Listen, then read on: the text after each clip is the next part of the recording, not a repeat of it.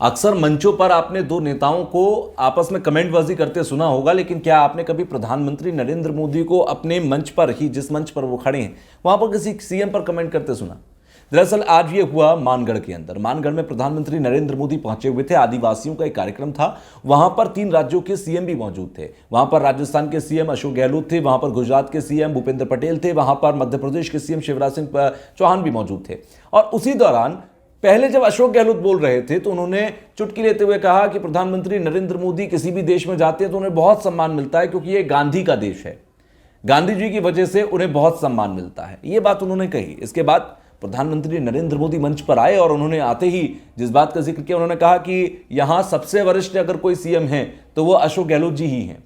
वो तारीफ तो कर रहे थे, लेकिन शायद वो चुटकी भरे अंदाज में ये कहने की कोशिश कर रहे थे कि आप बहुत ज्यादा सीनियर हैं, आपको ज्यादा पता होगा।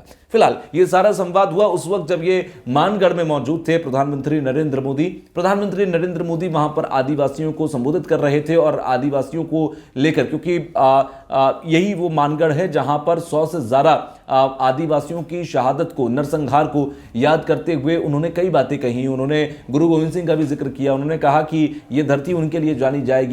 मानगढ़ का जिक्र करते हुए उन्होंने कहा कि इसे राष्ट्रीय स्मारक घोषित करने की कोशिश, क्योंकि अशोक गहलोत की तरफ से कहा गया था कि हमने प्रधानमंत्री से कहा है कि इसे राष्ट्रीय स्मारक घोषित किया जाए, यहां पर एक राष्ट्रीय स्मारक बनाया जाए। तो उन तमाम बातों का जिक्र हुआ।